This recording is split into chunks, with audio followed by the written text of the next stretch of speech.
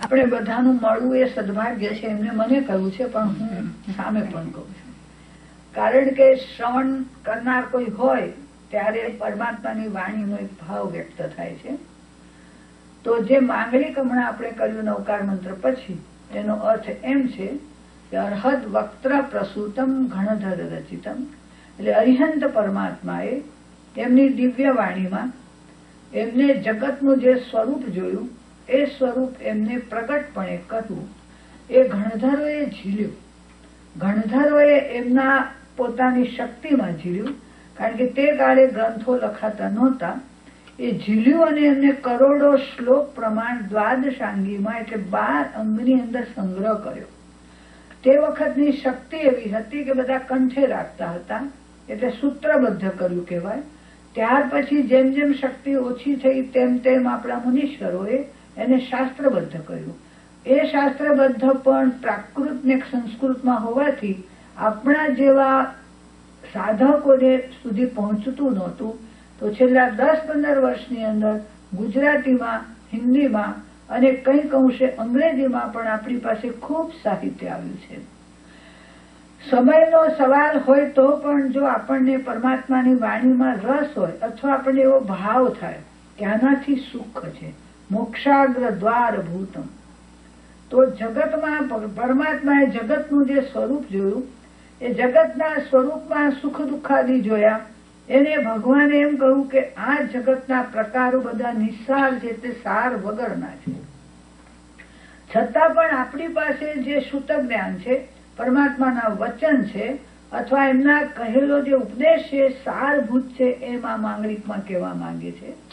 કેમ કે પરમાત્માની અનુપસ્થિતિમાં જેમ જીન પ્રતિમા જીન સારીખી છે, આપણને ભાવ થાય છે. ધારો કે તમે ક્યાંક ગુસ્સામાં અહીં આવ્યા, ક્યાંક કંઈક તાપ ઉતાપ લઈને આવ્યા, કંઈક અંદર ઘણી અશાંતિ છે, તમે આ પ્રતિમાજીની સામે ઉભા રહી જાઓ આવીને. અહીંયા બોલતા નથી પ્રતિમાજી, છતાં બોલે છે. બોલે છે એ રીતે કે તમે શાંત થઈ જાઓ છો. જેમ કોઈક મિત્ર પાસે જઈએ અને આપણી વાત કહીએ અને મિત્ર આપણને શબ્દ દ્વારા આશ્વાસન આપે, જયારે પ્રતિમાજી એવું છે કે એમનું અસ્તિત્વ જ આપણને શાંતિ આપે છે. એટલે આપણે માટે આ પ્રતિમા જીન સારીખી છે. આ પંચમ કાળનું મહાન અવલંબન છે. બીજી વાત છે જીન વાણી, કે જે પરમાત્માએ આપણને એક મોક્ષનો માર્ગ જે વાણી દ્વારા બતાવ્યો. જન્મ મરણમાં પરિભ્રમણ કરનાર આપણા જેવા જીવોને એક સુખનો માર્ગ બતાવ્યો. એમની વાણીનો પ્રભાવ છે અથવા વાણીનો ઉપદેશ છે. તો આ માંગણી કર્યા પછી આપણે એ જાણવું છે કે પરમાત્માએ જગતનું સ્વરૂપ કેવું જોયું. આપણી કોઈ બુદ્ધિમાં બેસી જાય એવું નથી. જેમ શ્રીમદજીએ કહ્યું છે કે ઉપમા આપ્યાથી જેની બુદ્ધિ મપાય છે, પરમાત્માની વાણીને એમને જોયેલા જગતના સ્વરૂપને સૂક્ષ્મમાં સૂક્ષ્મ વસ્તુઓ જે પ્રગટ કરી કે આજે વિજ્ઞાન એની આગળ આપણને નવું નવું શોધીને મૂકે છે, ત્યારે આપણી પાસે ધર્મ વિજ્ઞાને તો ક્યારનું મૂક્યું છે. પછી સુખની વાત હોય, પરમાણુની વાત હોય, જગતના કોઈ પણ એવા બધા નવા નવા પ્રકારો હોય.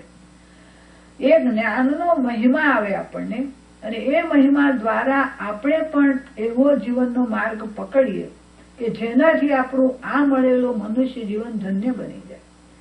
બધાએ તમે સાંભળ્યું હશે, અહીંયા ઘણા સ્વાધ્યાયકારો આવે છે. હું તો વારંવાર બોલતી એવું છું કે આ જગતમાં મનુષ્ય જન્મ મળવો દુર્લભ છે. બોલો છે ને બધા, બહુ પુણ્ય કેરા પુંજથી શું મળ્યું?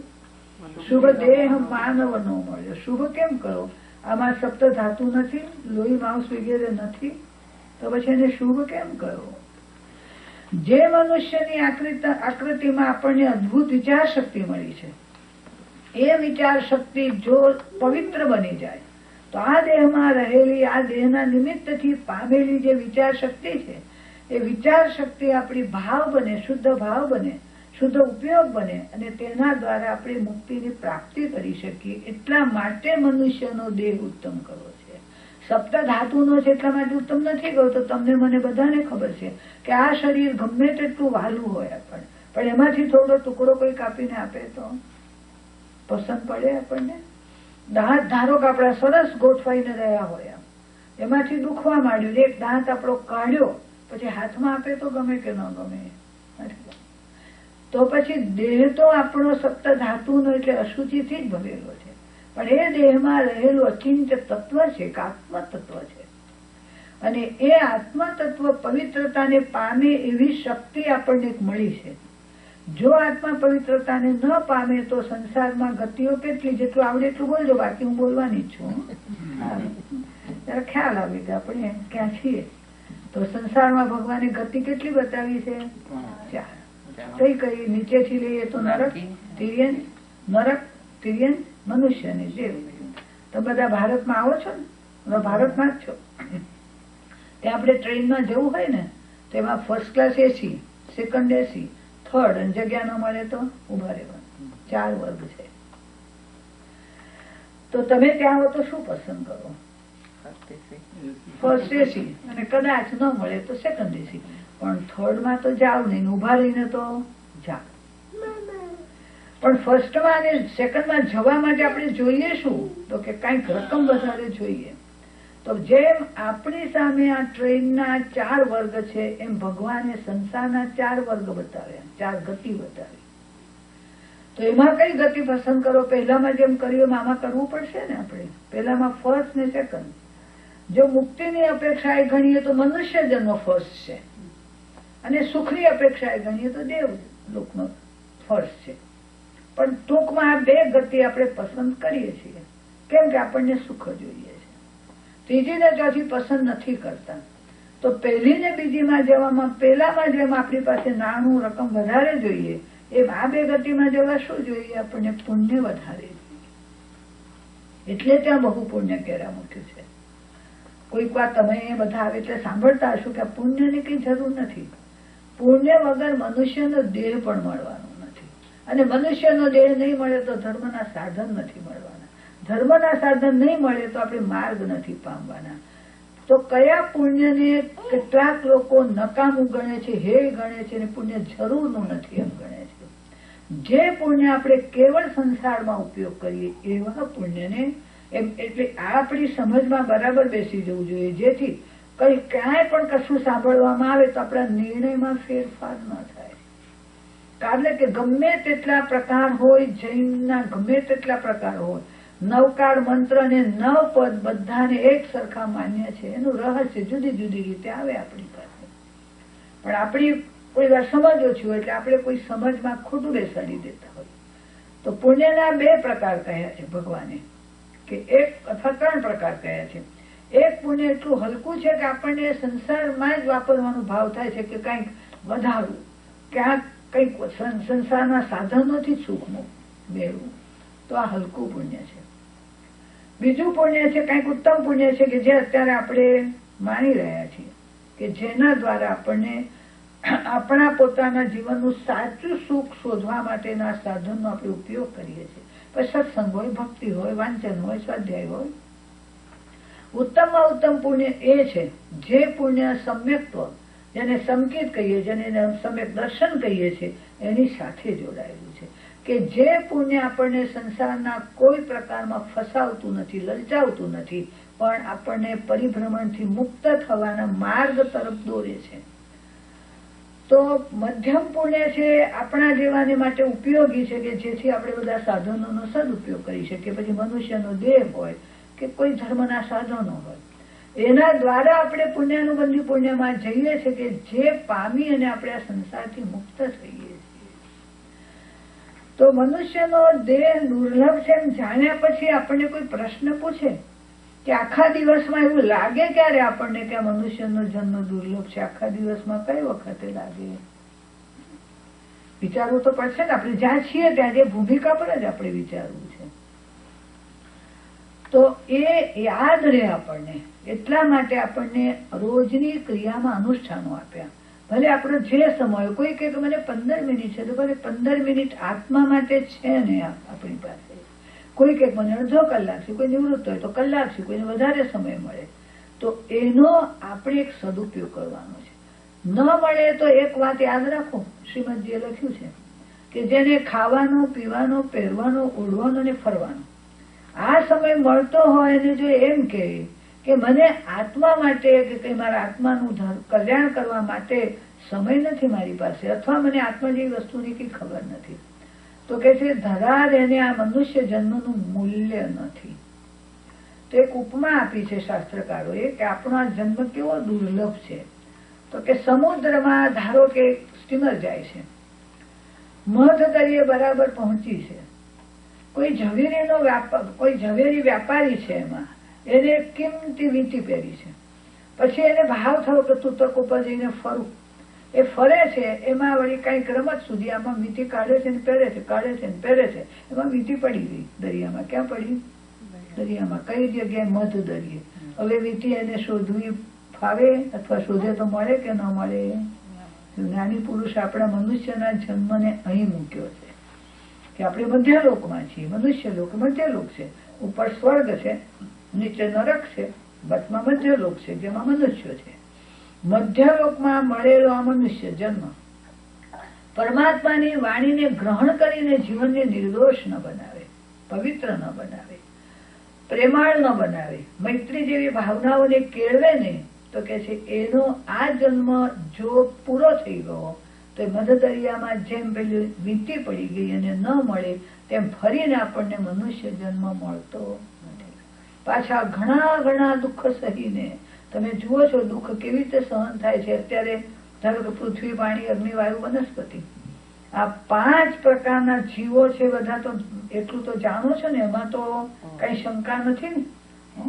વિજ્ઞાન પ્રૂવ કરે ત્યારે ન માનવું, પણ મનમાં શું લાવવું? પાઠશાળામાં પણ છોકરાઓને બહુ જ બરાબર પાક્કું કરાવવું કે ભગવાને આ કહ્યું છે એમ જ છે. પછી જેટલું બુદ્ધિમાં ઉતરે એટલું ઉતરાવવું, પણ વાત પહેલી શું મૂકવું? આપણે ભગવાને કહ્યું છે.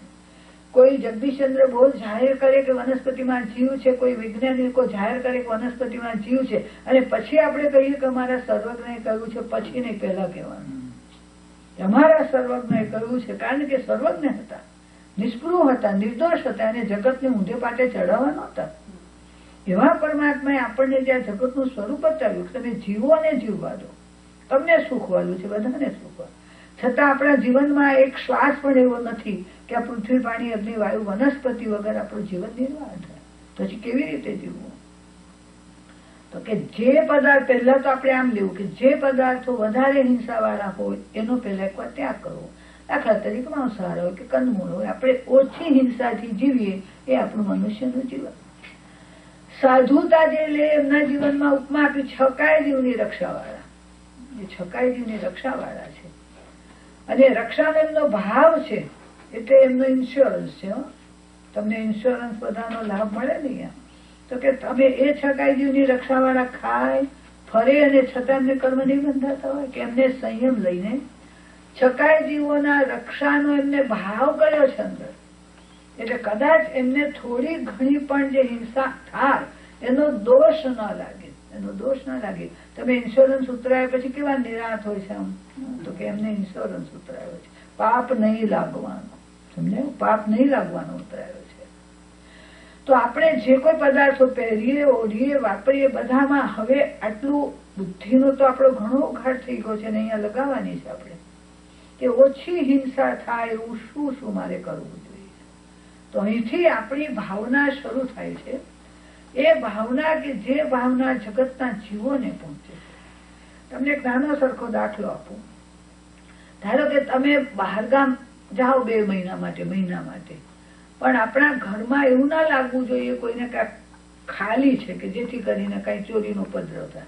એટલે તમે ટાઈમર મૂકીને લાઈટ કઈ ચાલુ રાખીને જાય છે. સાંભળ્યું છે, બહુ ખબર નથી, મને થોડી જ ખબર હોય છે. બાકીની તમારે ઉમેરી દેવી.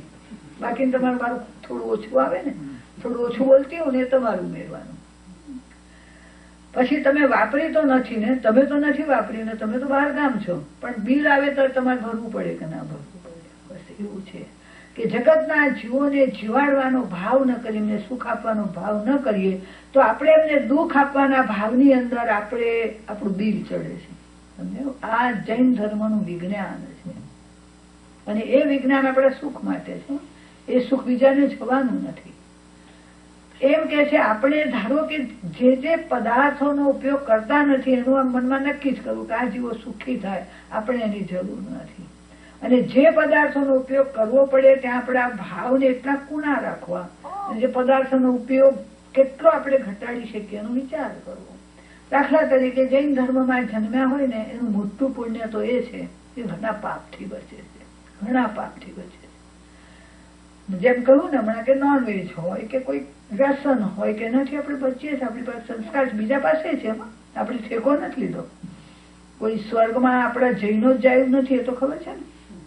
મુસ્લિમ જાય, ક્રિશ્ચિયન જાય, અમેરિકન જાય, યુરોપિયન જાય, બધા જ જઈ શકે.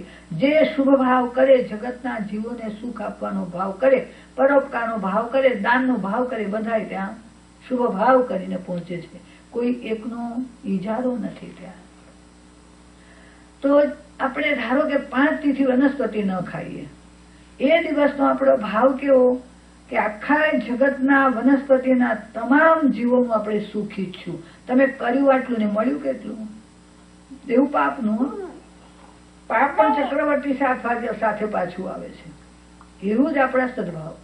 હવે એમાં આપણને કઈ વાંધો નથી આવતો. 5 તિથિ તમે એક વનસ્પતિ ન ખાઓ કે ક્યાંક એવા 5 તિથિના બીજા કોઈ એવા કાર્યો ન કરો તો આપણને કશો વાંધો ન આવે.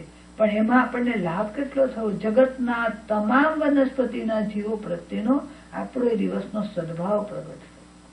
હવે આવું નાની સરખી વાતમાં જો આટલો બધો લાભ મળતો હોય તો આપણે બધા વણિક બુદ્ધિ વાળા છીએ. વણિક બુદ્ધિ હંમેશા થોડામાં ઘણો લાભ શોધે, બધો ઘણો લાભ શોધે. કઈક જાય ને તો કે સસ્તું ને સારું છે. શું કહો છો અહીંયા? ટુ ગેટ 1 ફ્રી એવું કઈક છે ને? પેલો હા એ જે કહેતા હોય.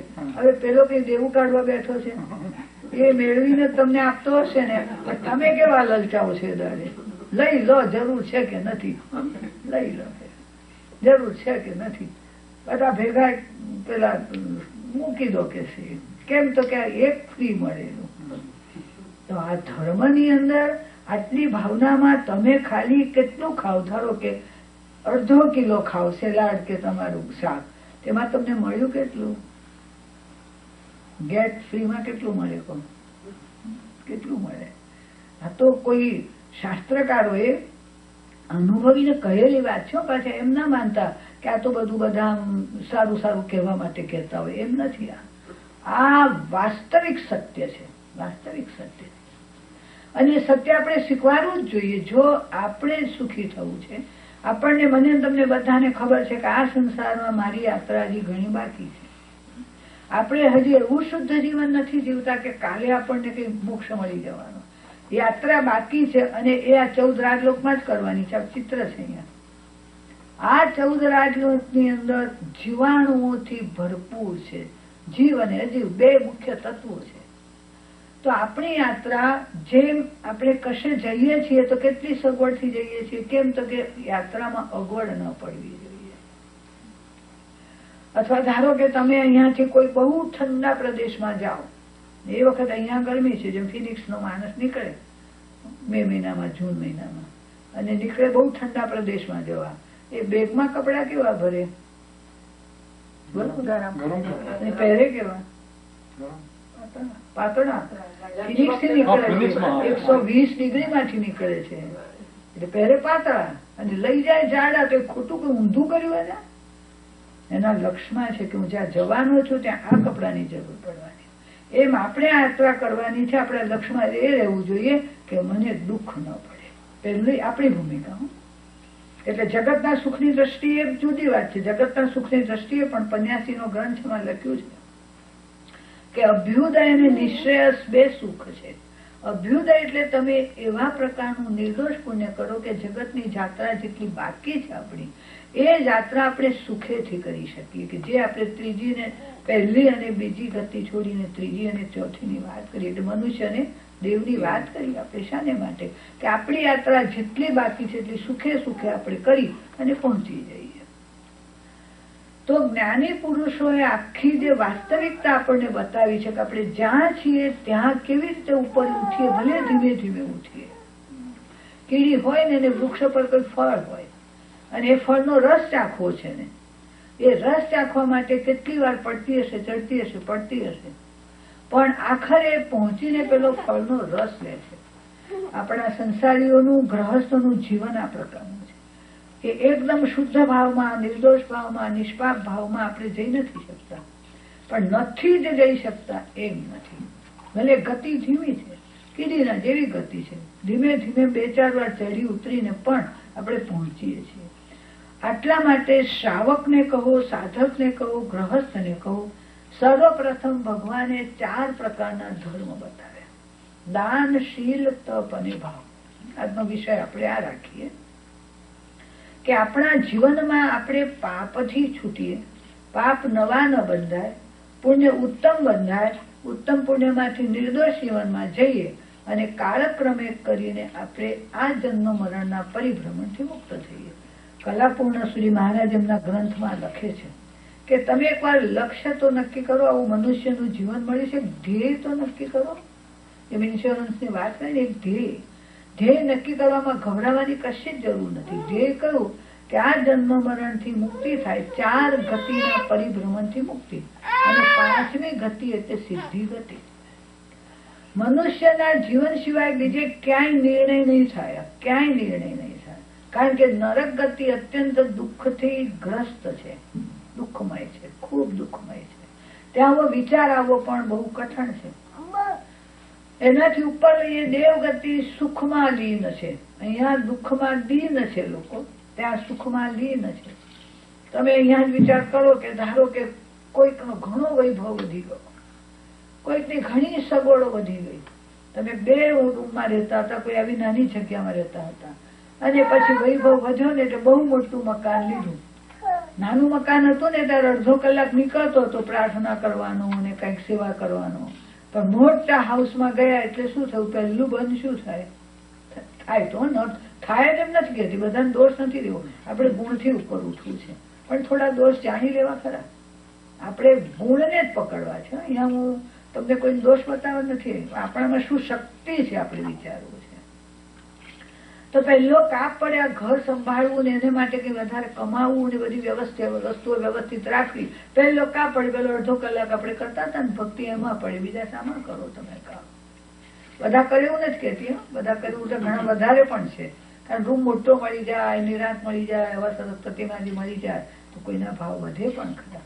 પણ મોટે ભાગે આ સાંસારિક સાધનો આપણો સમય લૂંટી લે છે ને ક્યારે કેમ લૂંટાઈએ છે ખબર પણ નથી પડતી આપણને. એ મોહનીય કર્મનું એક કામ છે, ક્યારે લૂંટાઈએ છે ખબર નથી પડતી. તો આપણને પહેલા આપણે જે દશામાં છીએ, શ્રાવકની કહો, સાધકની કહો, ગૃહસ્થની, ત્યાંથી આપણે ઉપર કેમ ઉઠીએ એને માટે આપણને મુખ્ય 4 ધર્મ બતાવ્યા: દાન, શીલ, તપ અને ભાવ. દાન પહેલું કેમ બતાવ્યું? આપણને દાન પહેલું કેમ બતાવ્યું? ગૃહસ્થનું જીવન ધન ધાન્ય જેવા 9 પ્રકારના પરિગ્રહ વગરનું જઈ શકતું નથી, એની આપણને જરૂર પડે છે.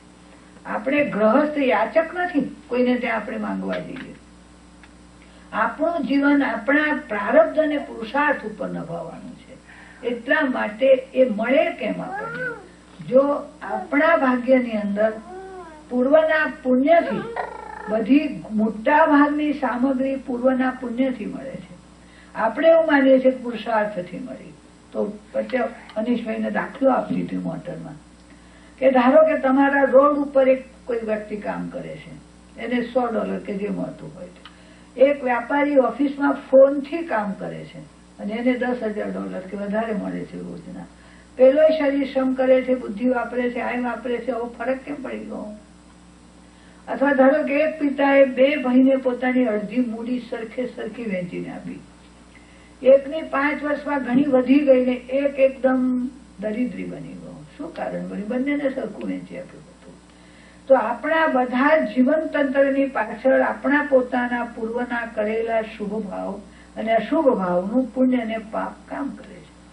વર્તમાનની અંદર આપણે પુણ્ય વાપરતા જઈએ છીએ, ખર્ચતા જઈએ છીએ, અને એ પુણ્ય ખર્ચાય છે એમાં કોઈક ને કોઈક જીવોને તો હાનિ જ પહોંચે છે ને. હમણાં કહ્યું ને, પૃથ્વી, પાણી, અગ્નિ, વાયુ, વનસ્પતિ, અને અહીંનું જીવન કોઈ પાપ વાળું છે એમાં કેમ નથી માગતી, પણ ભૂમિ એવી છે, જેમ હમણાં કહું ને કે નરકમાં દીન છે, ત્યાં લીન છે. પશુઓ વિવેકહીન છે, એમને વિવેક નથી કે આત્મા શું ને દેહ શું, સુખ શું ને દુઃખ શું. મનુષ્યની પાસે એક શક્તિ છે કે ત્રણેયમાંથી બકાત થઈને પોતાના આત્માના હિતનો વિચાર કરી શકે. આપણી પાસે એવી એક વિચાર શક્તિ છે આપણી પાસે. હવે એ વિચાર શક્તિનો જો આપણે કોઈ સદુપયોગ ન કરીએ અને કેવળ બધી સંસારમાં જ ખર્ચી દઈએ, તો જેમ કોઈ માણસ ઘણું કમાયો 5 વર્ષ પછી વિચાર કર્યો કે જવા દો હવે નકામી મહેનત કરવી, અને જે કમાયો તે જ વાપર્યા કર્યું, તો શું થાય? ખાલી થઈ જાય.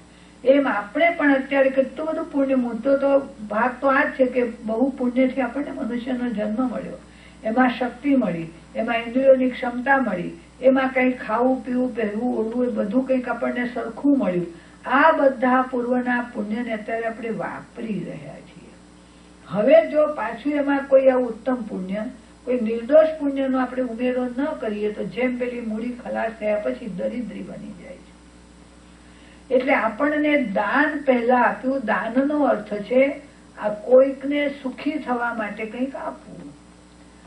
બીજો અર્થ છે કે આપણે સ્વેચ્છાએ વસ્તુઓનો ત્યાગ કરવો. ત્રીજું એ છે કે આપણું જ નથી જે એનોય ત્યાગ કરવો. આપણો આત્મા સિવાય આપણું કશું જ નથી, એનો ત્યાગ કરવો. ચોથી વાત એ છે કે મારી પાસે જે પરિગ્રહ છે એ પરિગ્રહને તમે બધા 18 પાકિસ્તાન બોલો ને, પરિગ્રહને ક્યાં મૂક્યું છે? પુણ્યમાં કે પાપમાં?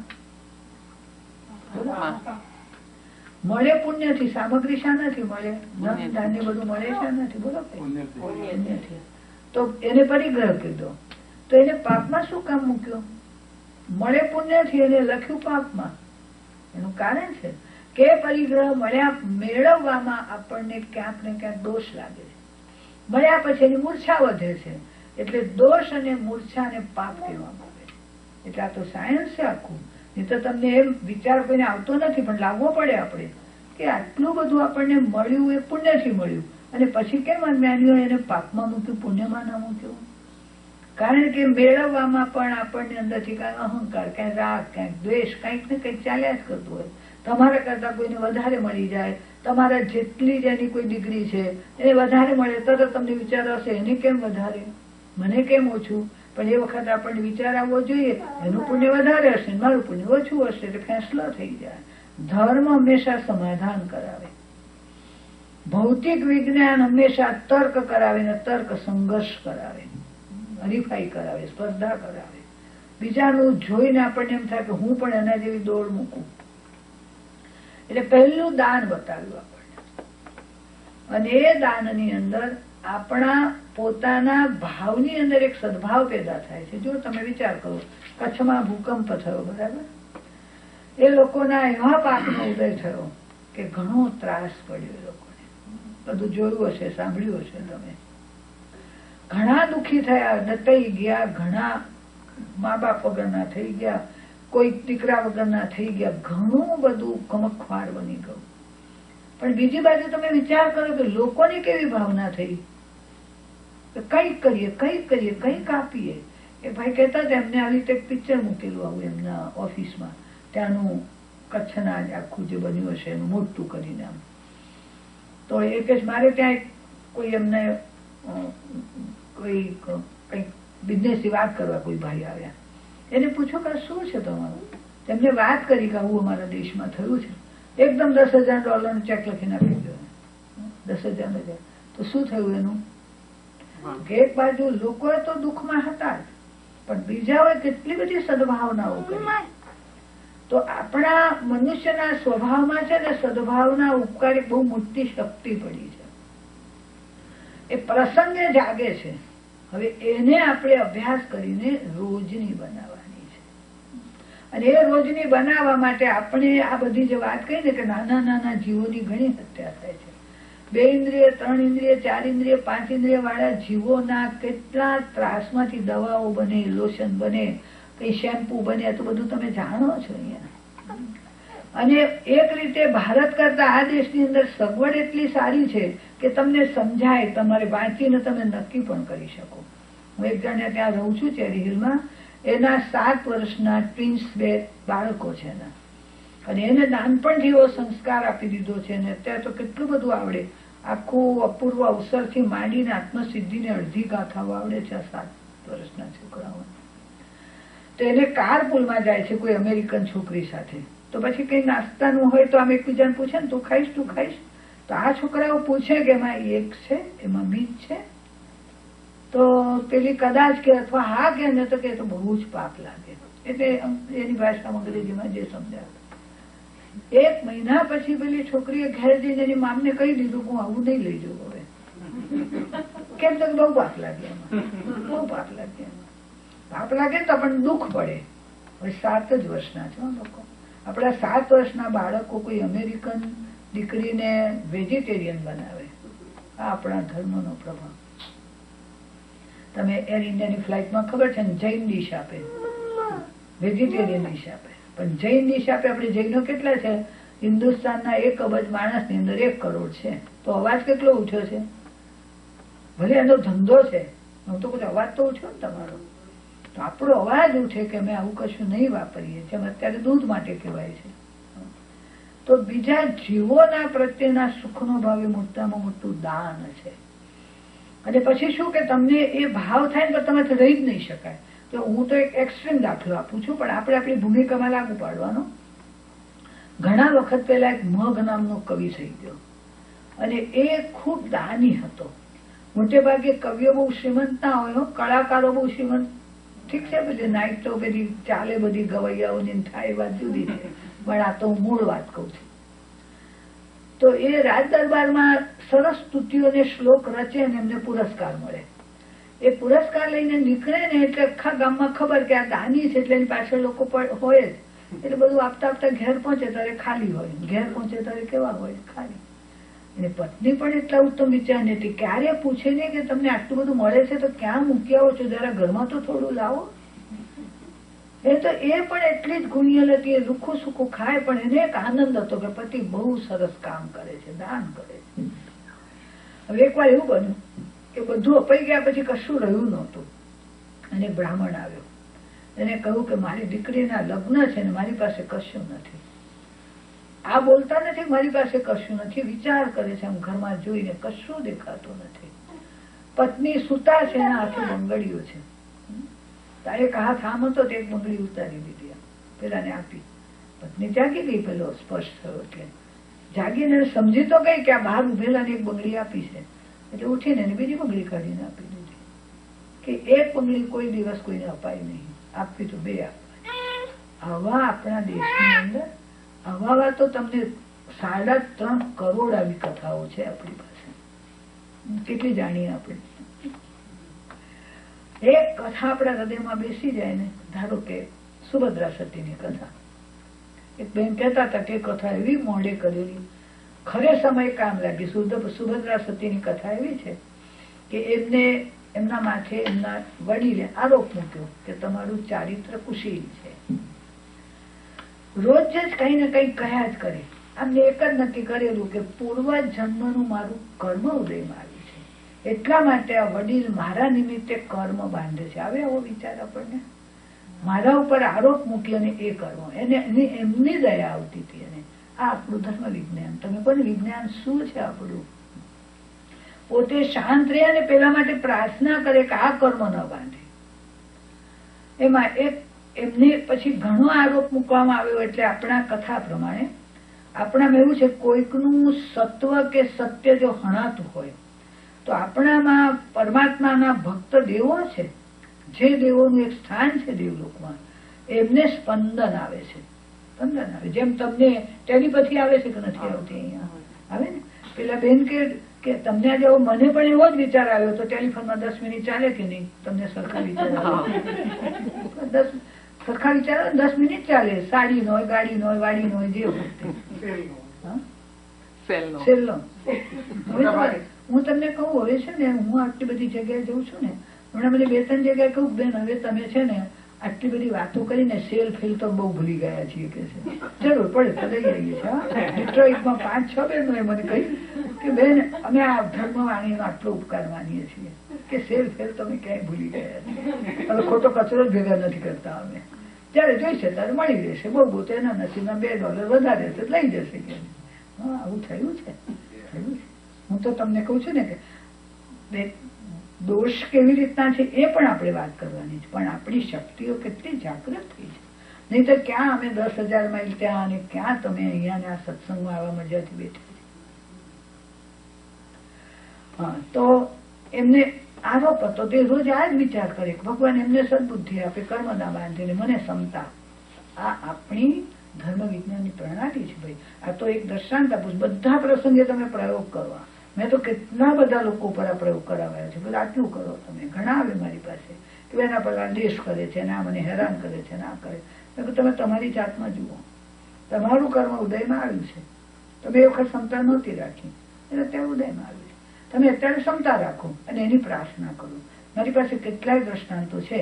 કોઈના 2 વર્ષે, કોઈના 4 વર્ષે, કોઈના 10 વર્ષે પરિણામ સારા આવે છે. અને ના આવે તો આપણા કર્મને નિકાચિત માનવું કે આ કર્મ આ જન્મમાં ખસે એવું નથી.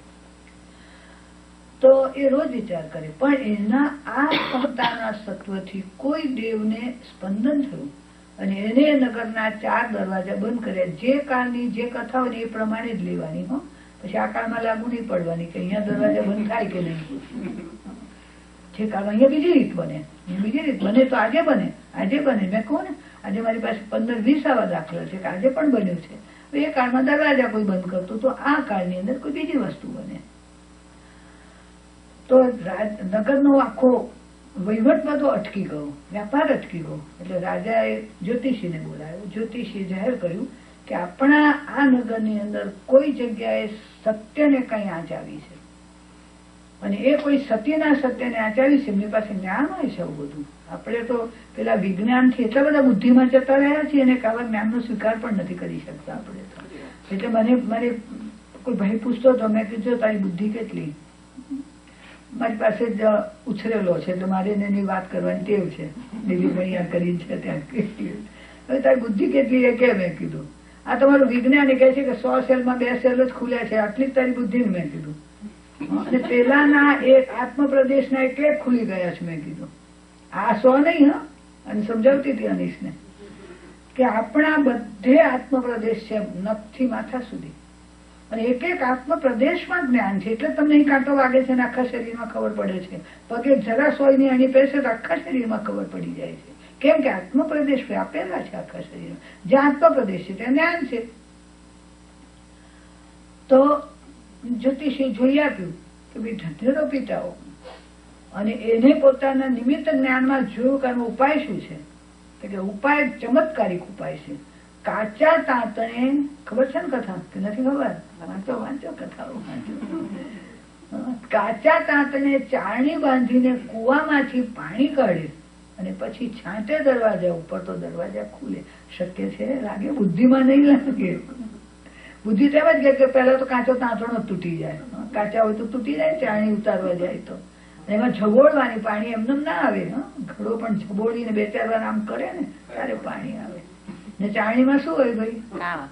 કાણા. પાણી રહે, પાણી રહ્યું, તાંતણો તૂટ્યો નહીં, કારણ કે સત હતું. આ તો સત આપણે અનુભવીએ ને, સતને પેલા આચરીએ ને તો જ આપણામાં જે સતની શક્તિ છે ને એ આ શક્તિઓને સ્વીકારે. ત્યાં સુધી ન સ્વીકારે. ત્યાં સુધી ઠીક છે, દ્રષ્ટાંત છે, બન્યું છે, કોને ખબર એમ કહીએ છીએ આપણે. અમે તો એમ કહીએ છીએ બન્યું જ છે.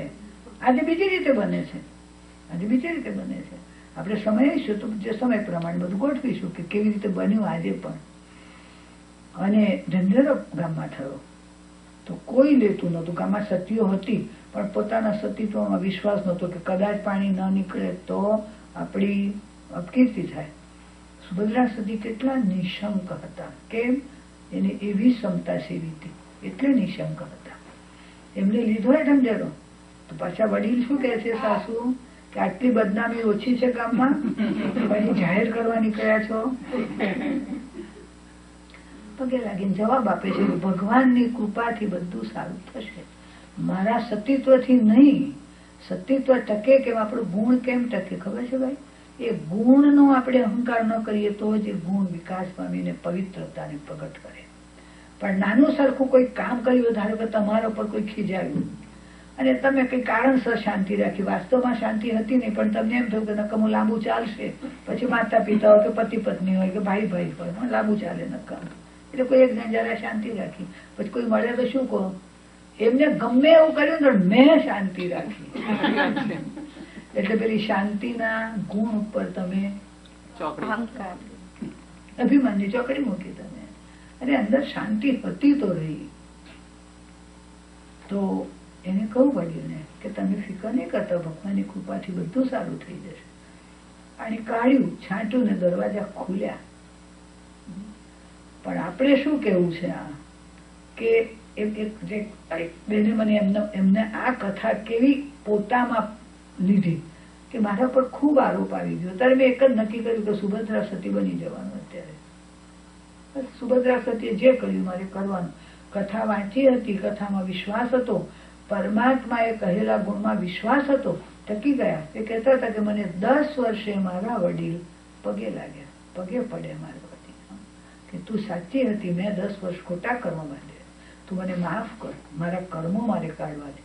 આજે પણ આવું બને છે. પેલામાં આ રીતે બન્યું, આજે આ રીતે બને.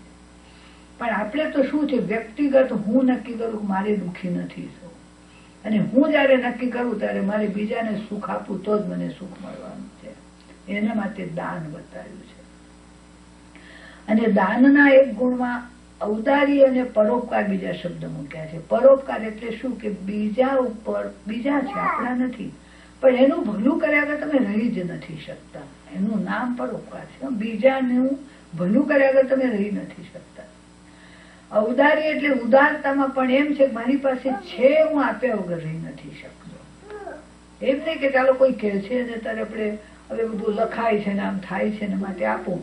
પછી શું થાય છે કે કોઈ કહેતા હતા કે શરૂઆત તો $500 થી કરીને એટલે કોઈ $2000 આપી શકે એવા હતા ને એ આગળ ન વધ્યા.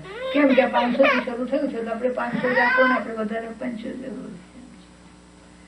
તો આ બધા દ્રષ્ટાંત આપણને શું કહે છે કે આ બધું જે ભેગું કર્યું છે ભેગું આવવાનું નથી. અને અંતરમાં જે સારા ભાવ ભેગા કર્યા છે એ સાથે આવવાના છે. તમે ભલે અહીંયા બધા નાના નાના છો, બહુ મોટા નથી, આ થોડાક લોકો તો, પણ એટલી તો ખબર છે કે કોઈ મરણ પામે ત્યારે કશું આપણા ઘરમાં કોઈ અબજોપતિ હોય મોટો, કોઈ એલિઝાબેથ હોય કે કોઈ ઇન્દિરા ગાંધી હોય કે સિકંદર સમ્રાટ હતો, કોઈ ચક્રવર્તી હોય, કશું સાથે લઈ ન જાય. કયું? પૌદ્ગલિક પદાર્થ, ભૌતિક પદાર્થ સાથે લઈ ન જાય. પણ છતાંય કંઈક લઈને તો જીવ અવશ્ય જાય છે. અને એ પોતાના કરેલા શુભ અશુભ કાર્યો, વિચારો, ભાવ, પરિણામ, એના બધા દ્રષ્ટાંત છે. જો તમે શુભ કરો તો આ જગતની અંદર કોઈ તત્વ એવું નથી કે તમારું બગાડે. અશુભ કરો તો કોઈ તત્વ એવું નથી તમને બચાવે. અને શુદ્ધ ભાવ કરો તો કોઈ તત્વ એવું નથી કે મોક્ષમાં જતા રોકે. એટલે 3 વાત યાદ રાખવાની આપણે. પહેલો અશુભ, શુભ અને શુદ્ધ. આમ લેવું હોય આપણી શક્તિથી, આત્માની શક્તિથી, આત્માની મૂળ શક્તિથી. તો શુદ્ધ, વચ્ચે શુભ અને અહીંયા અશુભ.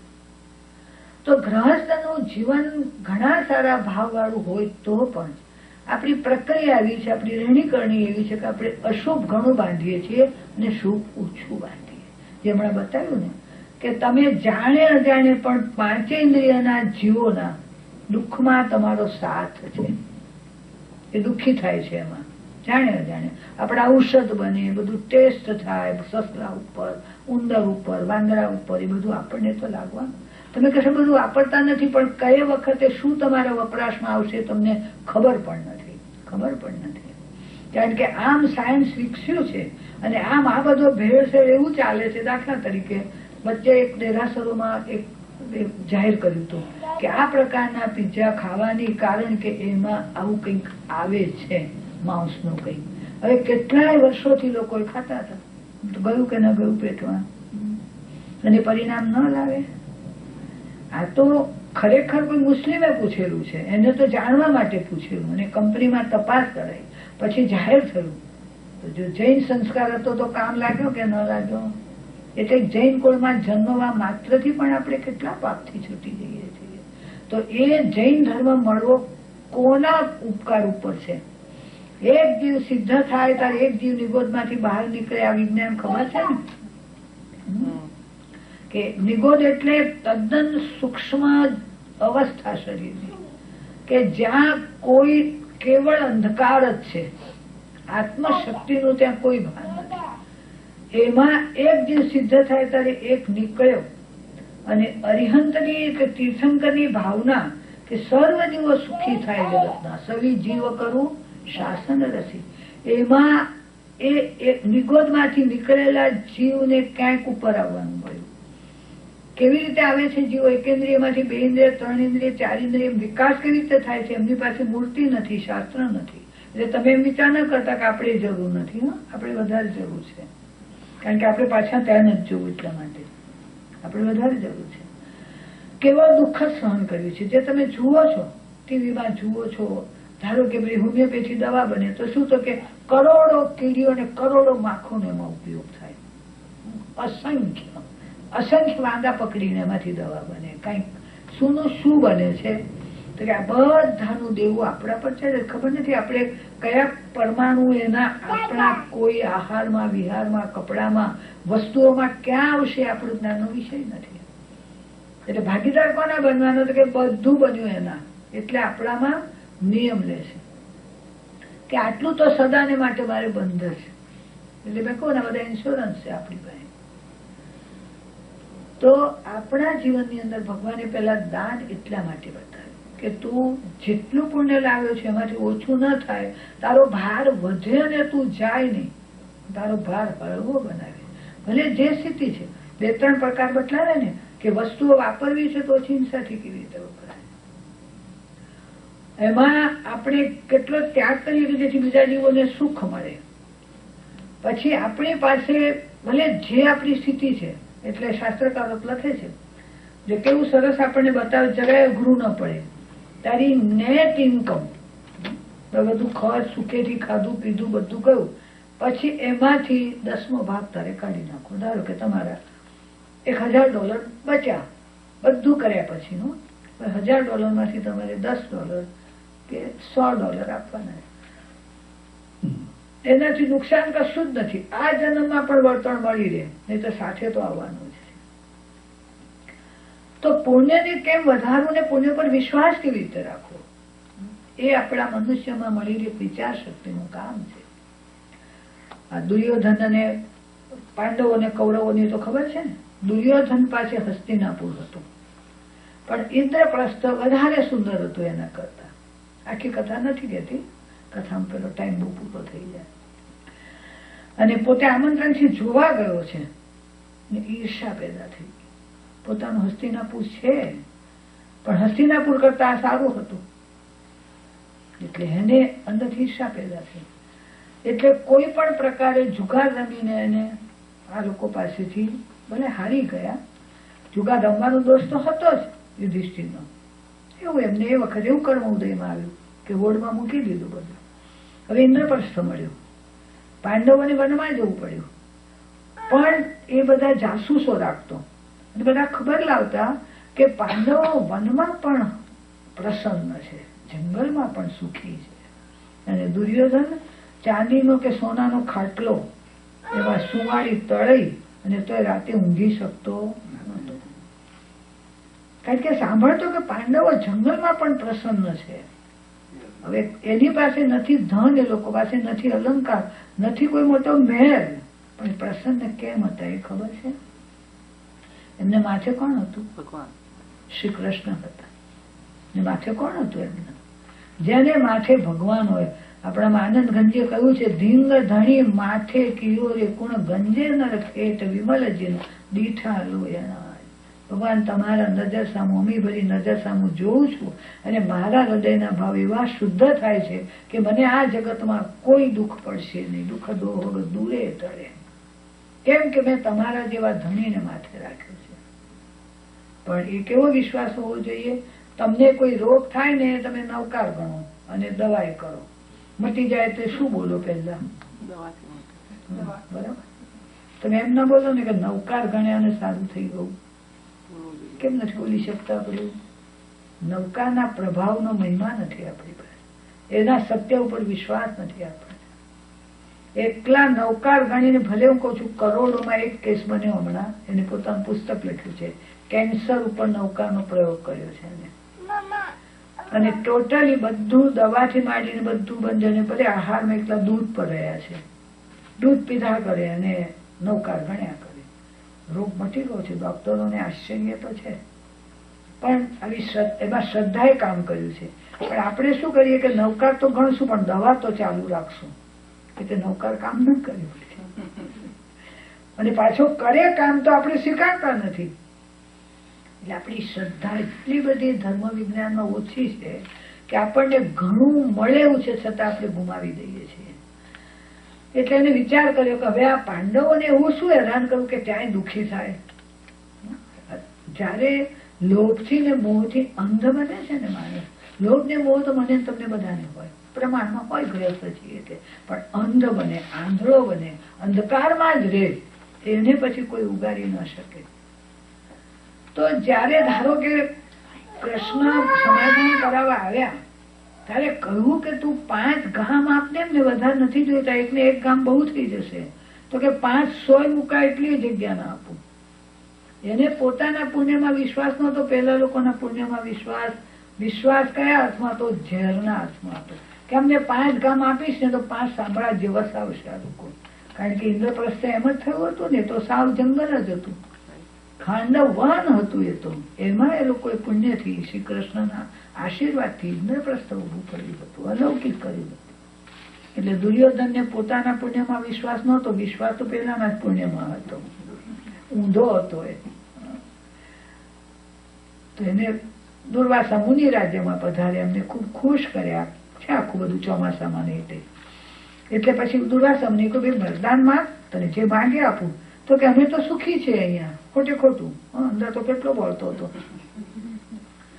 પણ અમારા ભાઈઓ પાંડવો જંગલમાં દુઃખી છે. 500 વર્ષ પેલા દુઃખી નહોતા, પણ એને એમ કે આમને મોકલું ને કઈ શ્રાપ આપી દે ને એમને, કારણ કે દુર્વાસા તો બહુ તીખા હતા, જરા પણ ગડબડ થાય એમની સામે એકદમ શ્રાપ જ આપી દે. તો કે તમે પારણું છે ને, પારણાનો લાભ એમને આપો તો એમનું પુણ્ય જરા વધે, અને પારણું આંબાથી એટલે પાકી કેરીથી કરો તો એમને વધારે પુણ્ય મળે. હવે આ વચન આપીને બેઠા છે, એ જાણે છે કે ખોટે ખોટું છે, પણ વચન આપેલું છે.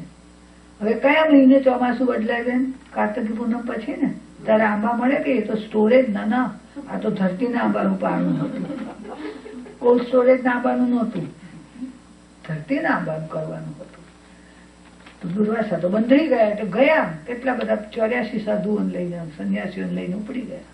જંગલમાં પહોંચ્યા ને યુધિષ્ઠિરે જોયું, મને શું આનંદ આવે છે, જંગલમાં આટલા બધા એક સાથે આટલા બધા સંન્યાસીઓનું, આટલા બધા મુનિઓનું દર્શન થયું. મને એને કઈ ભય પણ નથી પેદા થતો કે હવે આ કઈ ભિક્ષામાં શું આપીશું. હાથ જોડીને ઉભા રહે છે. ત્યારે દુર્વાસા કે છે યુધિષ્ઠિર અમારે પારણા છે ચોમાસાના વ્રતના, અને એ અમારે ધરતીના આંબાની કેરીથી કરવાના છે. ઓહો, એમાં શું? પુણ્ય ઉપર વિશ્વાસ. અને તીર કામથું લે છે, તીર કામથું લઈને ધરતી માતાની પેલી પ્રાર્થના કરે છે. આપણે એમ કહેવાય છે ને કે બાપ પાસેથી લેવું હોય ને તો બાપ થઈ ના લેવાય, બેટા થઈને લેવાય. અત્યારે ઊંધું થઈ ગયું છે, બાપ થઈ ના લેવાય, બેટો થઈને લે ને તો લાંબુ ચાલે પુણ્ય. તો ધરતી પાસેથી આંબો માંગવો છે, હથિયાર તો જોઈએ, લટકાયું અને ધરતી માતાને પગે લાગે, પ્રણામ કર્યા. હે ધરતી માતા, આ આંગણે મુનિઓ પધાર્યા છે, આ મુનિઓને આપના ધરતીના આંબાથી પારણું કરાવવાનું છે. અમારા 6 નું પુણ્ય જેટલું હોય બધું લઈ લો. તમે કહેશો જંગલમાં શું પુણ્ય હતું? વિચાર આવે ને, નથી ધન, નથી ધાન, નથી મહેલ, તો પુણ્ય શું હોય એમની પાસે? ધર્મનું પુણ્ય હતું એમની પાસે, સત્યનું પુણ્ય હતું એમની પાસે.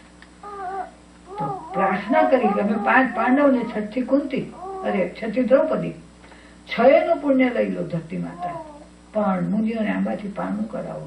એવું નહીં ધારો કે આપણે પુણ્યની જગ્યાએ મૂકીએ કે મારા પાસે આટલી વસ્તુ છે, બધે જ આપી દઉં કોઈને, ઉઠે એમ નથી ભાવ. આપણી તો કેવી બધી કથાઓ છે, શાલીભદ્રે કેટલું આપ્યું હતું મુનિને, પૂરેપૂરું મળ્યું. પૂરું મળ્યું એટલે શું મળ્યું ખબર છે? મોક્ષ કહેવાનો. બરાબર, પૂરું મળ્યું એટલે મોક્ષ. પેલું તો વચ્ચે આવતું, ખાલી એક વચ્ચે આવતા સુખનો આભાસ જ હતો. અને આયુષ્ય હતું ને જન્મ હતો એટલે પુણ્ય આવ્યું, એ જન્મમાં મોક્ષે જતો રહે. પણ એક ભાવ બાકી હતો એનો, પુણ્ય એટલું ભોગવવાનું બાકી હતું એનું, એટલા માટે એક જન્મ આવો એનો મળ્યો. ધરતી માતા એ વખતે ફાટે છે અને પાકી કેરીનો આંબો ત્યાંથી પ્રગટ થાય છે, પારણા થાય છે. પણ વિશ્વાસ કોના પર? જો અને પછી પુણ્ય ખૂટે ધરતી માતા તો અમારા મુનિઓના પુણ્ય પણ એટલા જ છે, આટલા જ છે અમારા મુનિઓ. આપણો ટાઈમ કેટલા વાગ્યાનો છે? મને તો વાંધો નથી.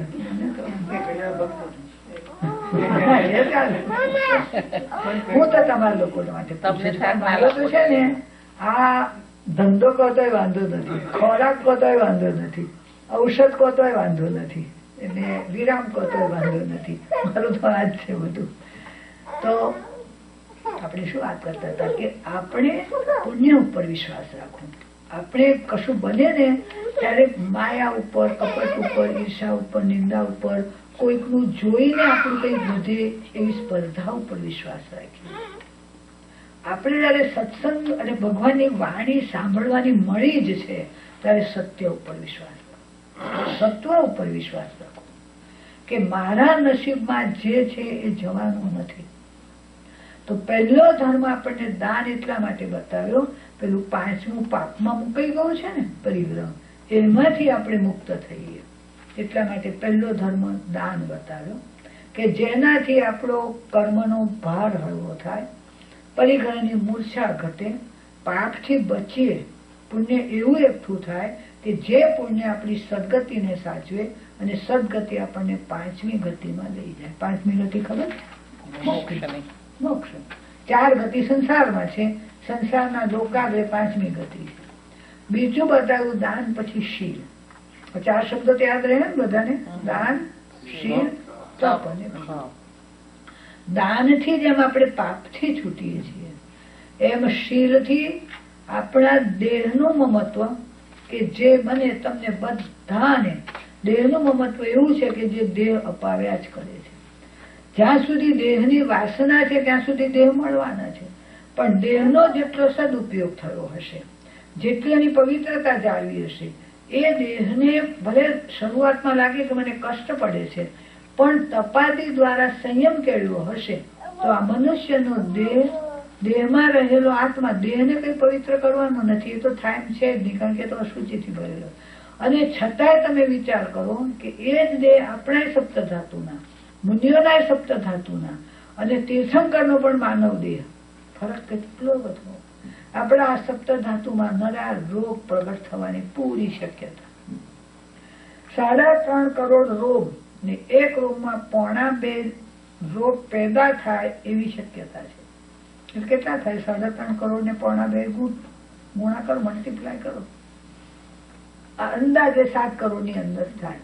તો તમે કહેશો 7 કરોડ રોગ તે કઈ થતા હશે? ધારો કે કોઈ માણસને મેલેરિયા તાવ આવ્યો, આખું શરીર દુખે પગથી માથા સુધી, એક રોગની અસર પહોંચે કે ન પહોંચે? બહુ દુખે તો 1.25 ગણવા કે ન ગણવા? આવો હિસાબ કાઢતા શીખવું પડશે. કેન્સરનો રોગ છે, વ્યાપી ગયો છે બોનમાં, આખા શરીરમાં વ્યાપ્યો ને, અને એની વેદના તમે સહન કરી શકો એનાથી વધીએ તો 1.25 થઈ ગઈ.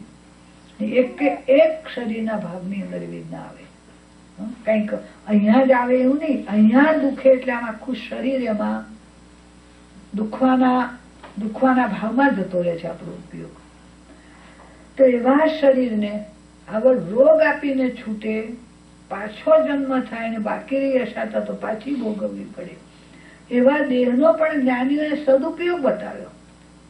જે સદુપયોગમાં સંયમ બતાવ્યો એ સંયમને શીલ કે છે. એટલે ધારો કે નાના મોટા તપથી, કોઈ નાના મોટા અનુષ્ઠાનથી દેહને કોઈક થોડુંક પણ સહન કરવું પડે તો પેલા દાનમાં આપણે મનને કેળવવાનું હતું, મૂર્છામાંથી બહાર કાઢવાનું હતું. અહીંયા દેહની મૂર્છામાંથી બહાર નીકળવાનું છે, અને એ મનુષ્ય જન્મમાં જ શક્ય છે. કોઈ કે હવે મનુષ્યને બધું મળ્યું છે, પોતાના પુણ્યથી મળ્યું છે તો ભોગવવાનું નહીં. આપણા પુણ્યની પાછળ બીજા જીવોનો ભોગ લઈએ તો પુણ્ય તો ખલાસ જ થવાનું છે. એટલે દેહનો પણ એક સદુપયોગ છે. ભલે દાન થાય, ક્રિયા થાય, તપ થાય, પણ એનો સદુપયોગ તો કરવો જ પડે. ભલે પ્રસંગે કરો, પરોએ કરો, નાનામાં નાના કોઈ તપથી કરો. આપણને તો કેટલું નાનામાં નાનું બતાવ્યું છે. જો પહેલું બતાવ્યું છે અનશન, તો આખરી અનશન એ સંથારો છે. પણ શરૂઆત ક્યાંથી થાય? તમે 1 કલાકનું કે પચખાંડ લો, 2 કલાકના લો, 3 કલાકના, જેને 24 કહો છો ને. હવે આટલું નાનામાં નાનું કે તું 1-2 કલાક ખાલી ચલાવી લે. આમ તમે કઈ આખો દિવસ ખાખા નથી કરતા, પણ પેલું મેં કહું ને બધા ઇન્સ્યોરન્સ બતાવું છું, પણ તમે પચખાણમાં છો એટલે તમને એનો દોષ નથી લાગતો. અને શરીર સંયમમાં ટેવાય છે આપણું. આજે 2 કલાક ટેવું, કાલે 4 કલાક ટેવું. બેનને પ્રેશર ઘણું રહે, પણ અઠ્ઠઈ કરવી છે બેન મારે. બહુ વર્ષથી ભાવના કરું છું ને પ્રેશર મને અંતરાય કરે, પણ કંઈક મને ઉપાય બતાવો. મેં કહ્યું જો ઉપવાસનું પચખાણ ન લેવાય દવા લેવી હોય તો, પણ તમે ધારણા કરો કે આ દવા સિવાય મારે બાકીના આહાર. અઠ્ઠી કરી, બહુ મજાથી કરી. પછી 7મે દિવસે મેં કહ્યું હવે કાલનો દિવસ એક તમે વિશ્વાસથી ખેંચી કાઢો, આજે દવાનો પાવર થોડો કાલ રહેશે. મેં કહું ખબર શરીર દળે. 8મો ઉપવાસ એમને દવા વગર કર્યો. બધા ઉપવાસમાં તમે દવા વગર જ રહ્યા છો એવું તમને બળ મળ્યું તો થઈ શકે ને. કે 5 વર્ષથી વિચાર કરતી હતી બેન કે કરવું કરવું, પણ આ પ્રેશરથી બધા ના પડે કે દવા તો પ્રેશરની લેવી જ પડે. મેં કહ્યું ચાલો ઉપાય કરીએ આપણે. તો એમને 8 દાડામાં ક્યાંય કશી શારીરિક પીડા થઈ નથી થઈ. એ આપણે પુણ્યને જગવતા નથી. આપણે એકદમ ઢીલું મૂકીને શું કરીએ, પણ શું કરીએ. માથું ખૂબ દુખતું હોય અથવા શરીરમાં તાવ હોય, તરત તમારા દિવસમાં નક્કી, અથવા અહીંયા આવા આજે સત્સંગ છે દાખલા તરીકે, શું કરું, ઘણું આવવું હતું પણ એવું શરીર દુખ્યું, માથું દુખ્યું, પણ રિસેપ્શનમાં જવાનું હોય દરે તો શું કરીએ કહો. પરાણે પછી ખરેખરો માંડ આવ્યા છીએ ભાઈ સાહેબ. જરાય ઉઠવાની તો હોશ નહોતી. માંડ પણ ગયા ખરા. તો અહીં માંડ અવાય કે ના અવાય? અવાય ઘણા આવે છે. હું તો 2 બાજુ બતાવું છું તમને. સાવ નીચે નહીં બેસી જવાનું, એકદમ સાવ નીચે નહીં બેસવાનું. આપણી શક્તિ છે એના પર વિશ્વાસ મૂકવાનો. આ તો હજી પ્રાથમિક છે. આગળ આપણે વિચારીશું કે હજી આપણી શક્તિ કઈ છે. આ તો બધું પ્રાથમિક છે હજી. તો શીલ આપણા શરીરની મૂર્છા ઘટાડીને સંયમમાં લાવીને આપણને આવા દેહ જ મળ્યા કરે ને એમાં દર્દો થયા જ કરે એમાંથી બચાવે છે. તેનું નામ શીલ છે. જે શીલના 5 પ્રકાર બતાય. કેવી રીતે પાળશો શીલ? તો કે અહિંસાથી, સત્યથી, અચૌર્યથી, બ્રહ્મચર્યથી અને પરિગ્રહ ઓછો કરીને. આ 5 પ્રકાર આપણા શીલના છે, જેનાથી આપણે દેહની મૂર્છા ઘટે છે. પછી આવે છે દાનશીલ, પછી તપથી આપણી ઇન્દ્રિયો સંયમમાં રહે છે. આખો દાડો ઇન્દ્રિયો માંગ્યા જ કરતી હોય છે. આપણે મન એવું ગોઠવ્યું છે કે જરાક કઈ થાય કે શું, તો કે ગરમી લાગી ગઈ, ને ઠંડક વધી જાય કે ઠંડી થઈ ગઈ. આખું શરીર બતાવ્યા જ કરે છે, ચામડી બતાવ્યા જ કરે છે, અને એને જરાય દુઃખ ન પડે એમ આપણે વિચાર્યા કરીએ છીએ.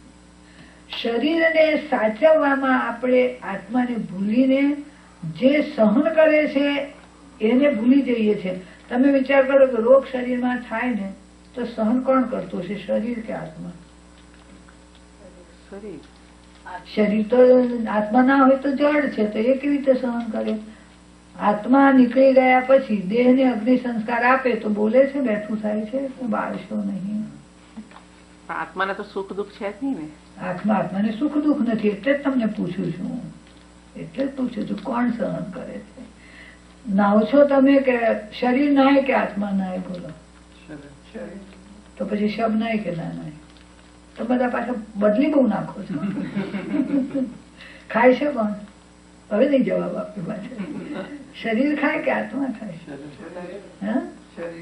શરીર.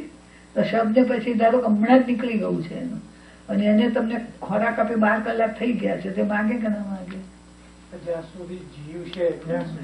સંયોગ. શું શબ્દ લેવાનો? દેહ. બરાબર. દેહ અને આત્માના સંયોગમાં દેહ ભાવથી, મોહનીય ભાવથી આપણને વાસનાઓ ઉઠે. હકીકત 2 છે. અને પણ શરીરમાં અનુભવની શક્તિ નથી. શક્તિ અનુભવની આત્મામાં છે, કારણ કે આત્માનું લક્ષણ ઉપયોગ છે, આત્માનું લક્ષણ જ્ઞાન છે, આત્માનું લક્ષણ બુદ્ધિ છે. એટલે વેદનમાં કોને આવે? આત્માને. તો એટલું સરસ બતાવ્યું છે જ્ઞાનીઓ કે વેદન આત્મામાં આવે. હવે આત્માને તો ખાવાનું નથી જોઈતું, પીવાનું નથી જોઈતું, દવા નથી જોઈતી, કઈ પાપ એને નથી જોઈતું, તોય શું કામ આત્માને સહન કરવું પડે? દેહના સંયોગમાં આત્મામાં અજ્ઞાનવશ પર પદાર્થના સુખની વાસનાઓ ઉઠે છે. સમજાયું? એટલે કાઢવાનું કોને? આપણે અજ્ઞાનને. જીવ જ્ઞાન વગર રહ્યો જ નથી. નિગોદમાં જ્ઞાન છે, કીડીમાં જ્ઞાન છે. કીડીને જ્ઞાન છે ને, તમારા ધારો કે જ્યાં બધી વસ્તુઓ રાખો ને ત્યાં કીડી ફરતી હોય, તો મરચાના ડબ્બામાંથી મરચું ખાય કે ન ખાય? એ સાકર જ ખાય. તેની પાસે જ્ઞાન ખરું કે નહીં? પુરુષાર્થ ખરો કે નહીં? અંતરાય કરવાનું ઓછું ખરું કે નહીં? ખાંડ મળી ગઈ તો કે કીડી પાસે છે. હવે આ તો માખ તો ઉડી શકે છે, તો આપણે તો ઉડીએ નથી શકતા, તો આપણા કરતા માખની શક્તિ વધારે છે. તો જે પ્રકારની શરીરની આકૃતિ છે, પ્રમાણની અંદર બધી આખી વ્યવસ્થા છે. તો આપણે વિચાર એ કરતા હતા કે શરીર ખાતું નથી, આત્મા ખાતું નથી, તો ક્રિયા શું છે? બંનેના સંયોગ છે. તો દેહ અને આત્માનો સંયોગ છે. એક ક્ષેત્રમાં છે. જો બીજું વાક્ય શું લેવાનું? એક ક્ષેત્રમાં છે ને, બે ક્ષેત્રમાં છે. અને વેદન તત્વ એ આત્મામાં છે, ને શરીરના વિક્રિયામાં જે કોઈ દરદ થાય છે એનું વેદન આત્માની થાય છે. તો શા માટે થવું જોઈએ? તો અજ્ઞાનવશ આત્માએ આવા પાપ બાંધ્યા છે, એટલે પાપનો ઉદય થતા એને ભોગવવું પડે છે. હવે સમજાયું? શરીર પાપ નથી બાંધતું. શરીર પાપ નથી બાંધતું.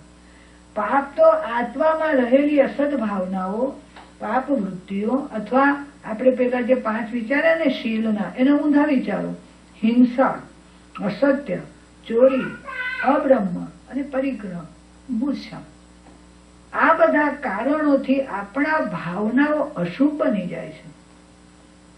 એ અશુભ ભાવનાઓમાંથી પાપ બંધાય છે, અને પાપથી આપણને દુઃખ પડે છે. હવે અહિંસા, સત્ય વગેરે લઈએ તો બધી શુભ ભાવનાઓ છે. એ શુભ ભાવનાથી પુણ્ય બંધાય છે, અને પુણ્ય બંધાય આપણને સુખ મળે છે. પણ તે શુભાશુભ, આત્મસિદ્ધિમાં શું કહ્યું છે? તે શુભાશુભ છેદતા ઉપજે મોક્ષ સ્વભાવ. શુભ કરે ફળ ભોગવે દેવાદી ગતિમાય, અશુભ કરે ફળ ભોગવે નરકાદી ગતિમાય. તે શુભાશુભ છેદતા ઉપજે મોક્ષ સ્વભાવ. આપણે એ પકડવાનું છે. પણ હમણાં જેમ 3 વાત બતાવી કે પહેલા અશુભ થી છૂટવું છે, પાપ થી છૂટવું છે, હિંસાથી કુકૃત્યોથી છૂટવું છે, માટે આપણે પહેલા શુભ ભાવમાં જવું પડશે. એ શુભ ભાવ એટલે આપણે દેવ ગુરુ ધર્મમાં શ્રદ્ધા રાખીને એના અવલંબનથી જે અનુષ્ઠાનો કરીએ એ બધા શુભ ભાવના નિમિત્ત છે. કોઈ એમ કે કશું કરીએ નહીં ને બસ આમ હું શુદ્ધ આત્મા છું, શુદ્ધ આત્મા છું બોલો ને તો એ અંદર ચાલે કે પેલું કામ કરવાનું બાકી છે. કોઈ લોકો કહે છે કે બેન મારા એક દિવસ બહુ જ કામ હતું, કોઈ ભાઈ કહેતા હતા, અને એ કામ કેવી રીતે પાર પાડવું એનો વિચાર આખો દાડો આવ્યા કરતો હતો. માળાનો સમય થયો, તૈયાર થઈને માળા ગણવા બેઠો, માળા પૂરી થઈને પેલું કામ પૂરું ના થયું, ચાલ્યા જ કરે અંદર. માળા તો પૂરી થઈ ગઈ ગણવામાં, એટલે કામના વિચાર પૂરા ન થયા. તો આવું આપણું મન છે. એટલે પેલા શરૂઆતમાં કહ્યું ને કે એને એક વાર સ્થિર કરો, પછી નવકાર ગણો. તો આવા ચંચળ મનને, અશુભ વિચારોથી ભરેલું મન એકદમ હું શુદ્ધ આત્મા છું એમાં બેસી જ નહીં શકે. એમાં રહેલી મનિલતા કાઢવા જ્ઞાની પુરુષોએ જે ઉપાય બતાવ્યા છે કરવા જ પડે. ડોક્ટર પાસે દવા લેવા જાવ, એ દવા લખી આપે અને બીજે દાડે જઈને ઉભા રહો કે સાહેબ કાંઈ મટ્યું નહીં, કેમ કે દવા મેં લીધી જ નહોતી, તો શું દશા થાય? તો જ્ઞાની પુરુષોએ પોતે જે રીતે ધર્મ બતાવ્યો છે એમાં આપણી બુદ્ધિ ચલાવવાની કોઈ જરૂર નથી. કોઈને ઘેર જઈએ અને ડાઇનિંગ ટેબલ તૈયાર હોય ને બધી ડીશો તૈયાર ને પીરસેલી થાળી તૈયાર, એ વખતે એમ કહો કે ના અમે ઘેર જઈને રસોઈ કરીને પછી જમશું. અરે ભાઈ તૈયાર મળી ગયું, ખાઈ લે. તો જ્ઞાની પુરુષોએ પોતે કષ્ટ વેઠ્યા છે, પોતે પ્રયોગ કર્યા છે.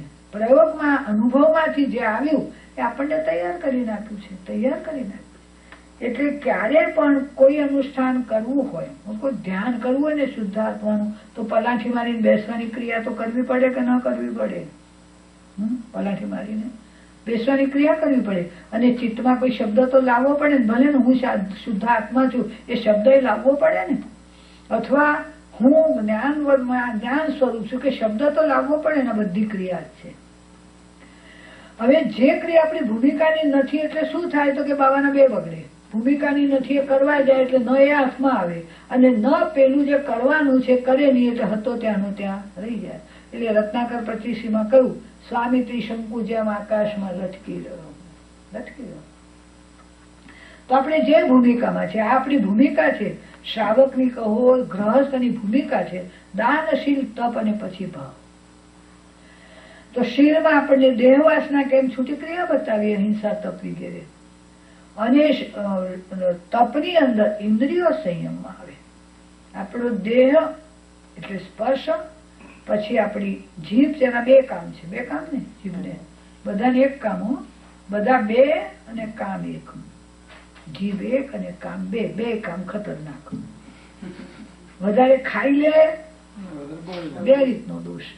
પેટમાં ગડબડ થાય અને લોલુપતાથી ખાધું એ દોષ લાગવાનો. બે દોષ લાગવાનો. પેટમાં ગડબડ થઈ જાય, કામણ થઈ જાય. તો જીભને સંયમમાં રાખવી એટલે કે પૌષ્ટિક આહાર ખાવો, ભલે થોડો રસપ્રદ ખાવો, પણ અત્યંત લોલુપતા ન રાખતા સંયમ માટે આપણે બતાવ્યું. જેમ કહ્યું ને હમણાં, અનશન કરો, ઉણોદરી કરો, વસ્તુઓનો સંક્ષેપ કરો, કોઈ દિવસ ભારે પદાર્થો ત્યાગ કરો. અહીંયા તમે બધું કરો છો ખરા, એ પછી ગણાવું છું. પછી ગણાવું ક્યાંય પનાઠી વાળીને 5 કલાક મારા ગણો સંલીનતા, અને ક્યાંક થોડું કષ્ટ પડે તો સહન કરો. આ બધા ઇન્દ્રિયોનો સંયમ છે, બધો તપ દ્વારા થાય. પછી તારો માનસિક તપ બતાવ્યું કે પ્રાયશ્ચિત કરો, વિનય કરો, કોઈની સેવા ચાકરી કરો. આ માનસિક બતાવ્યું. અને સ્વાધ્યાય, ધ્યાન અને કાયો સર્વાત્મ શુદ્ધિ માટે બતાવ્યા. તો 12 તપમાં પ્રકારમાં પહેલા 4 આહાર શુદ્ધિના છે. કેમ કે આહાર ઉપર આખું બંધારણ છે આપણું. આપણા મનના વિચારો માટે આપણે કહીએ છીએ ને, આહાર એવો ઓળકાર. લસણ ખાધું તો લસણનો ઓળકાર આવે, ડુંગળી ખાધી ડુંગળીનો ઓળકાર આવે, કેરી ખાધી કેરીનો ઓળકાર આવે. તો કે આહાર ઉપર આપણું બંધારણ છે, મન સુધીનું બંધારણ. એટલે પહેલા 4 આહાર સંયમના છે. પછી 2 કાયાની શુદ્ધિ છે, સંલીનતા અને કષ્ટ સહન કરવું. પછીના 4 પ્રાયશ્ચિત, વિનય, વ્યાવચ અને સ્વાધ્યાય મન શુદ્ધિના છે, કે મન શાંત થાય, નિર્દોષ બને. પછી છે ધ્યાન અને કાયોત્સર્ગ. આપણે પહેલા લેવા માંડીશું કે હું શુદ્ધાત્મા છું. પેલા 10 તો કર ભાઈ, 11મું કરવું ના પડે. 10 કરો તો ધ્યાન આવી જ જાય તમને. આહારની શુદ્ધિ નથી, કોઈ વિચારની શુદ્ધિ નથી, વિકારોથી ભરેલા આપણે એકદમ શુદ્ધ આત્મામાં જવા માંડીએ. જાય કેવી રીતે? વર્ષોના વાણા વહી જાય તોય ના જાય. મુનિઓ ઊંધા માટે લટકતા હતા. પેલા એક યોગી હતા ને, 60,000 વર્ષે, આયુષ્ય વખતના મોટા હતા. 60,000 વર્ષ સુધી ઊંધા માથી લટકેલા. જટાઈ જમીનને અડી ગઈ હતી અને એ નદી કિનારે ઝાડ ઉપર હતા. ત્યાં રાજકન્યાઓ બધી સ્નાન કરવા આવી. તો બધાના ઝાંઝરનો ઝમકાર સાંભળ્યો. આંખ ખોલી જોયું તો આટલી બધી રૂપાળી કન્યાઓ. હવે અંદરથી વિકાર નાશ પામ્યો નહોતો અને લટક્યો તો ખરો ઊંધે માથે. લટક્યો તો ખરો, વિકાર નાશ નહોતો પામ્યો. આંખ ખોલી જોયું કો આટલી રૂપાળી કન્યા રાજાની. આ કન્યા બધા તપની હુંડી લખી નાખવાની, એક જ આ કન્યા મેળવવી. રાજા પાસે ગયો. રાજા તો ગભરાઈ ગયો કે આવા જટાધારી આવા 60,000 વર્ષથી લટકેલો. તો રાજા ગભરાઈ ગયો અને જો ના પાડે તો શાપ આપે. રાજા હાથ જોડીને આમ ઉપર કે રાજા, તમને એમ લાગે છે કે તમારી કન્યાનું હું શું આપી શકીશ, કેવી રીતે રાખીશ? જંગલમાં ચાલો, મારી સાથે આખો મહેલ ઉભો કરી દઉં છું. તો કે બધી હુંડી વટાઈ દીધી. 60,000 વર્ષની હુંડી વટાઈ દીધી. તો જો સંસ્કાર અંદર કોઈ વાસનાનો રહી ગયો, તમને કહું ને, આપણે પ્રતિજ્ઞાઓ કેમ લેવડાવે છે કે તમારે માંસાહાર ન કરો, પ્રતિજ્ઞા લઈ લો. કેમ કે સંસ્કાર છે અંદર.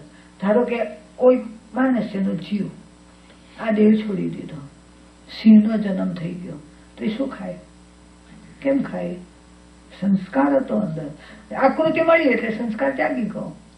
એટલે સંસ્કાર, કોઈ પણ પ્રકારના ખોટા સંસ્કારની મૂળમાંથી નાબૂદ કરવા માટે આ નિયમો, પ્રતિજ્ઞા, ક્રિયા. દોસ્તામાં તમને સમજાવતી હતી, ક્રિયા સૂત્રથી ક્રિયા આવે. એટલે હું કહેતી હતી પાઠશાળામાં સૂત્રો શીખવો તમે. સૂત્રો મહાપુરુષોએ બનાવેલા છે, સત્પુરુષોએ બનાવેલા છે. એમનું સત બાળકમાં પણ પ્રવેશ કરે. આપણે આ વિજ્ઞાન નથી સમજતા અને અત્યારના વિજ્ઞાન સાથે મેળ કરવા દઈએ. કેવી રીતે મેળ બને? અત્યારનું વિજ્ઞાન તો બદલાતું જ જાય છે, બદલાતું જ જાય છે. ગઈકાલે આ શોધ્યું, આજે આ શોધ્યું. વસ્તુઓમાં પણ આજે લખે કે આ શેમ્પુ થી બહુ જ ફાયદો છે, 4 દાડા પછી લખે કે આ શેમ્પુ નુકસાન કરે છે. બદલા જ કરે બધું. પ્રોટોન બદલ્યું, ઇલેક્ટ્રોન બદલ્યું, બધું કેટલું બદલ્યું. એમને બદલાતું જ જાય છે. બદલાતું વિજ્ઞાન ખોટું છે એમ નથી કહેતા આપણે, પણ એ સ્થિર નથી. ધર્મ વિજ્ઞાન સ્થિર છે કે ભગવાન મહાવીરના વખતમાં જે કહ્યું કે શેરડી ગળી જ હતી, તો રાજેશ્વરના ભગવાનના વખતમાં ગળી હતી, આજે ગળી જ છે. શીલથી ને તપથી ઋષભદેવના વખતમાં પણ મોક્ષ થતો તો આજે પણ થાય. આજે સમ્યક દર્શન થાય. જે કાળે ભગવાનની ઉપસ્થિતિમાં જે અનુષ્ઠાનોથી, જે ક્રિયાઓથી જીવ મુક્તિ પામતા હતા, જેમ કે મુક્તા નામના બાળક હતા, બાળ મુનિ 8, 10, 9 વર્ષના હતા, અને એમને પેલી જળમાં રમત કરી. ભગવાને કહ્યું કે બેટા, આ તો પાણીના જીવો હતા આપકાયના, એને તમારાથી વિરાધના થઈ છે, એ હાનિ પામી ગયા છે, એનું પ્રાયશ્ચિત કરો. ઇરિયાવહી સૂત્ર આપ્યું. જો તમે કોને સૂત્ર શું કામ કરે? ઇરિયાવહી સૂત્રની ભાવ એવો એમનો પવિત્ર બની ગયો, કેવળ જ્ઞાન પામે. પુણ્યા શાવક કોઈ સામાયિક થી કેવળ જ્ઞાન પામે, અરે સમ્યક દર્શન ઉચ્ચ ગતિ પામ્યા. કોઈ માથે સઘળી સળગી તો એ દેહ ભાવમાં ગયા જ નહીં અને આત્મભાવમાં જતા રહ્યા. એ ક્યારે કરી શક્યા? સર્વવીરતીમાં હતા, અને પછી ભગવાનની આજ્ઞા લઈને નીકળ્યા હતા, દેહાધ્યાસ છોડેલો હતો. એ જયારે સઘળી સળગે ને ત્યારે દેહ ભાવમાં ન જાય, આત્મભાવમાં ટકીને કેવળ જ્ઞાન પામે. આપણને બે કોઈ કડવા વચન કહે તો સઘળી જેવું લાગે કે ન લાગે, અને હવે પછી આપણે આત્મામાં ડૂબી જવું છે. બરાબર ને? અને વાત કરતો હતો, બહુ સરસ વાતો કરતો હતો. આત્મામાં ડૂબવું છે. ડૂબાય ન ડૂબાય નથી કહેતી હું, પણ એના પહેલાની પ્રક્રિયા કરવી પડે. તમારા ઘરમાં બાસમતીના સુંદર ચોખા છે, બની પડ્યા છે, સીધા થાળીમાં લઈને ખાવ છો, ત્યાં બધી ક્રિયા માન્ય. આપણને પલાળવાના, ચડાવવાના, ચડ્યા કે નહીં એ જોવાનું, બધી ક્રિયા માન્ય. ખાઈ લો ને, અમે પેટમાં જવાના છે ચોખા, તો ખાઈ લો બણીમાંથી. એમાં બધી ક્રિયા માન્ય આપણને.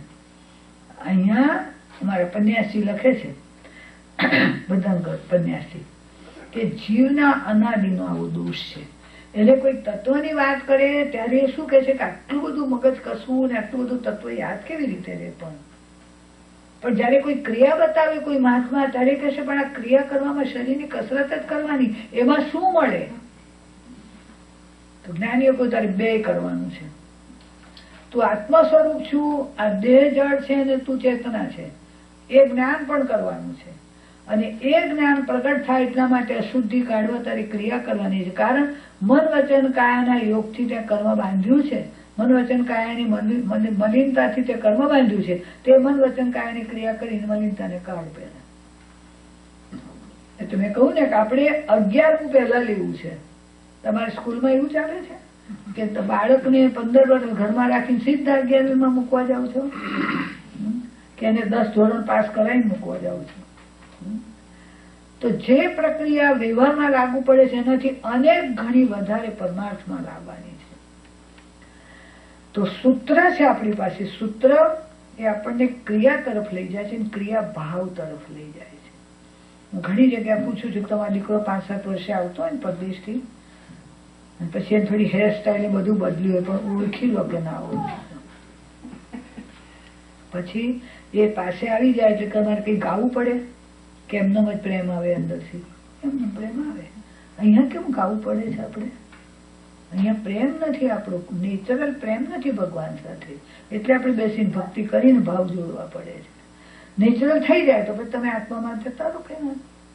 આપણે બે શબ્દો પણ સાંભળી શકવાની ક્ષમતા નથી આપણામાં.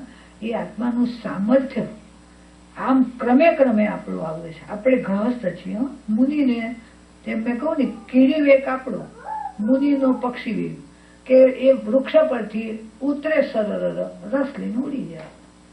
તો કે છે એને માટે તો તમારે મુનિ પણ જોઈએ. એકદમ જ આત્મામાં જવું. મુનિને ફાંફા પડે છે. આ પેલા 2 દ્રષ્ટાંત આપ્યા ને, યોગીનું શું થયું? જેનો સંસ્કાર હજી પવિત્ર નહોતો બન્યો, બધું વટાઈ દીધું. 60,000 વર્ષ, 60,000 વર્ષની બધી મૂડી વટાઈ દીધી એને એ કન્યા મેળવવામાં. અને કહે છે સુકુમાર પાસે આત્મશક્તિ ભેગી થઈ હતી, પ્રભુનો એના પર અનુગ્રહ હતો. કહીને મોકલ્યા હતા કે બેટા આજે મહા ઉપસર્ગ થશે પણ આત્મભાવમાં રહેજે. આવી ભગવાનની કૃપા મેળવવા, અનુગ્રહ મેળવવા પણ આપણે ક્રિયામાં જવું પડે, ભાવમાં જવું પડે. એમને અનુગ્રહ મળે કેવી રીતે? જો આપણને મનુષ્ય જન્મ સુધી તો લાવ્યું છે કોણ? તમારા ઘરમાં ધારો કે કાકાનો ફોટો છે ને ભગવાનનો ફોટો છે, બેયની સામે તમે ઉભા રહો તો ભાવમાં શું ફરક પડે? એમાં કાકાએ કશું આપ્યું જ ના હોય આપણને તો ઉતારીને મૂકી દે કે જવા દો, આ કાકાના ફોટાની શું જરૂર છે? કે આ પિતાનો ફોટો હોય તો ઉતારીને મૂકી દે, કાંઈ આપીને ગયા નહીં. ભગવાનના ફોટા સામે ઉભા રહો, હમણાં કીધું મૂર્તિ સામે ઉભા રહો, કેટલાય તાપ, ઉતાપ, ક્રોધ, માન બધું આમ શાંત થઈ જાય છે. તો આપણે આ પુણ્ય ખરેખર આપણું નથી, આપણે એમના નિમિત્તથી મળેલું છે. એમના નિમિત્તથી મળ્યું છે તો એમને અર્પણ કર્યા વગર આપણાથી બધું પુણ્ય વપરાય જ નહીં. ને એમને અર્પણ કરવું એટલે આપણે સારા સાચા માર્ગે, એમને કહેલા માર્ગે જીવનને જોડવું. ને એમાં દાન થઈ ગયું, શીલ થઈ ગયું, તપ થઈ ગયું. અને તપ તમે બધાય કરો છો અહીંયા. જો તમારી રીતે બતાવી દઉં, તમે કરતા હો તો તમે અહીંયા કામ કરો ને તો 2-3-4 કલાક તો વચ્ચે ખાવાના છોડી દેતા હો ને, કે આખો દિવસ કઈ કામ કરતા ઓછા ખાઓ, ટેન્શન થઈ ગયું. પછી સવારે પૂરું લંચ નથી લઈ જતા કારણ કે બહુ ખાવ તો ઊંઘ ચડી જાય એટલે ઉણોદરી થઈ ગયું. પછી વસ્તુઓ બહુ નથી લઈ જતા એટલે વૃત્તિ સંક્ષેપ થઈ ગયો. પછી અણસણ ઉણોદરી વૃત્તિનો રસ ત્યાગ. હવે ઓછી વસ્તુ હોય ને પછી બ્રેડ ને કેળું લઈ જવામાં શું સ્વાદ બહુ આવવાનો હતો તો સ્વાદ ત્યાગ થઈ ગયો. પછી ખુરશી પર આમને 2-3 કલાક બેસીને કામ કરો કે ન કરો, એમાં સંલી નતા કહેવાય કે અંગો પાંગ હલાવ્યા વગર બેઠા હતા આપણે, સંલી નતા. અને પછી ધારો કે કષ્ટ પડે વખતે આમ બેસતા, ઘણાને ખબર છે ડોક દુખવા માંડે છે, એક સરખું આમ કર્યું, ઘણાને ખબર દુખવા માંડે તો કષ્ટ સહન કર્યું કે ન કર્યું, તો 6 તપ તો તમે કરી લીધા. પછી ધારો કે તમારી સાથે જેની સાથે કામ પડ્યું એની સાથે જરાક કંઈક ઉતાવળે બોલી જવાયું, સોરી કેટલી વાર બોલો છો. પછી તમારે એની પાસે કામ લેવું છે તો કંઈક મંગાવી આપો છો, કંઈ ફેન્ટા કે જે કંઈ હોય તે વિનય આવે, વ્યા વચ્ચે આવે. પછી એ તમારી સાથે કંઈક કામ કરવાનું છે અને કાગળો આપી જાય તમને તો કેવા ધ્યાનપૂર્વક વાંચવાનું, કારણ કે એની સાથે કામ લેવાનું છે. એક ભાઈને ત્યાં ગઈ ને તો ખાસી ઉંમર તો હતી 52 વર્ષની કે 50 ઉપર હતા. 2 વાગે વાંચતા થાય તો મને થયું કે અમને ધર્મનો પુસ્તક વાંચવાનો બહુ શોખ લાગે છે. સર પૂછ્યું અમે શું વાંચતા હતા 2 વાગે રાતે ઉઠીતા તમે વાંચતા હતા? મેં કહું તો કે મારે પરીક્ષા આપવાની છે, અમારું બદલાય છે બધું ઓફિસમાં, તો નવું કઈ આવવાનું છે એની પરીક્ષા આપવાની, તો સ્વાધ્યાય કરે કે ન કરે. અને પછી ધ્યાનપૂર્વક વાંચે તો ધ્યાન થયું કે ન થયું. અને એ વખતે ભૂખ લાગે તોય ચલાવે તો દેહ ભાવમાંથી થોડો છૂટ્યો કે ન છૂટ્યો તો કરો જ છો. 12 તપ કારણ કે લોહીમાં પડેલા છે, આ માનવ જીવનમાં પડેલા છે, પણ દેહાર્થે કરીએ છીએ. તો શ્રીમદજીએ બહુ સરસ વાક્ય લખ્યું છે, શ્રીમદ રાજચંદ્રએ, કે અનંતકાળ દેહને અર્થે ગાળ્યો છે. સમજાય ગયું? અનંતકાળના અનંત જન્મ કોને આપી દીધા? આપણે દેહ લીધો છે એટલે દેહને આપ્યા છે. આજ સુધી દેહ ચાલુ છે એટલે આપણે દેહને આપ્યા છે. એક જન્મ આત્માને અર્થે ગાળો. કેટલા માંગ્યા? આત્માને અર્થે 1 ને દેહને અર્થે કેટલા થયા? આત્માને અર્થે 1 દેહ ગાળો તો અનંતકાળના પરિભ્રમણનું સાતું વળી જશે. અને પછી આપણા જેવા ગ્રહસ્થોને એક શિખામણ આપી એમને કે કુટુંબ રૂપી કાજળની કોટડીમાં રહેવાથી મોક્ષ થતો નથી, સ્વરૂપનું મહાત્મા આવતું નથી. જેટલું એકાંતમાં પરમાત્માનું અવલંબન લઈને આવે એટલું સંસારની પ્રવૃત્તિમાં આવતું નથી. છતાં પણ ગ્રહસ્થએ સાધોત્પત્તિ એટલે શુદ્ધિ તો કરવી જ જોઈએ. શું કરીએ? હવે આ બધું છે એમ નહીં, એવું નામર્દ નહીં થવાનું, નિરાશ નહીં થવાનું. એટલે એમની બીજી વાત મૂકી કે તું પૂરેપૂરું ન કરી શકે ગ્રહસ્થ જન્મમાં તો અલ્પભાષી થશે, અલ્પહાસી થજે, અલ્પ પરિચયી થજે, અલ્પ આરંભી થજે, તો કદાચ આ જીવનમાં થોડી સાર્થકતા થશે કે જે સંસ્કાર આગળના જન્મમાં તને આગળ લઈ જશે. એટલે આપણે વાત દાનશીલતા પછી ભાવ પર અહીંયા આવવાનું છે કે આ બધું અલ્પ અલ્પ કરીને શું થાય કે ભાવ શુદ્ધિ થાય. અને આખરનો ઉપાય જે હોય ત્રણ આપણે લઈ લઈએ કે અશુભ ભાવ દુઃખનું કારણ છે, શુભ ભાવ અશુભથી છૂટવાનું સાધન છે, શુભ ભાવના પુણ્યથી જગતના સુખ મળે એ ભાવ નથી લેવાનો. પણ હવે ગ્રહસ્થ છું ને ઘણા કાર્યો એવા છે કે જેમાં અશુભ ભાવ થયા કરે છે, એટલે અનુષ્ઠાન દ્વારા ક્રિયાઓ દ્વારા ભક્તિ સત્સંગ સ્વાધ્યાય આ બધી ક્રિયાઓ જ છે. પછી આપણો જે સંસ્કાર કોઈનો ભક્તિનો હોય, કોઈકનો વાંચનનો હોય, કોઈકનો પરોપકારનો હોય, કોઈકનો દાનનો હોય, કોઈનો તપનો હોય, પણ એક સંસ્કાર મુખ્ય હોય એની સાથે બધા જોડાય. એટલું વાંચવાથી ન થાય, એટલું દાન કરવાથી પણ ન થાય. એક ગુણ મુખ્ય બને એની સાથે બીજા ગુણો પણ આવે. તો આપણને આખી વાત એમ બદલાઈ કે અશુભથી છૂટી શુભમાં તમે પહેલા જોડાઓ, પણ એકદમ જોડાઈ નહીં જવાય એટલા માટે ક્રિયા કરો, અનુષ્ઠાન કરો. નાનું મોટું આખા દિવસમાં ભલે તમે 15 મિનિટ નક્કી કરો, પણ એ 15 મિનિટ ભગવાનને આપી દો. એ વખતે 15 મિનિટ ભગવાન સિવાય આ જગતમાં મારું કશું જ નહીં એવા ભાવ કરીને બેસો. ભલે વચ્ચે વચ્ચે કંઈક વિચાર આવશે, પણ ભાવ કરીને બેસો કે આ 15 મિનિટ હે ભગવાન તમારી કૃપાથી તમારો જ છું. પછી ગાઓ, બોલો, વાંચો, જે કરવું એ કરો. 15 મિનિટમાં તમને સુખ લાગે તો 30 મિનિટ કરો. હમણાં જ કહું ને કે ખાવા પીવા પહેરવા ઉડવાનું બધો વખત મળે અને આ ન મળે એવું માનતા નહીં. મળે જ મળે, પણ અંદરથી ભાવ જાગવો જોઈએ. આટલું બધું મળે, 23 કલાક આપી દઈએ આપણે સંસારને કે જે લૂંટે જ છે આપણને. 1 કલાકમાં મળી જાય. તે 1 કલાક શું કરે તો અશુભમાંથી પહેલા શુભમાં લાવે, અને એ શુભના સાતત્યમાં આપણને વિશ્વાસ પેદા થાય.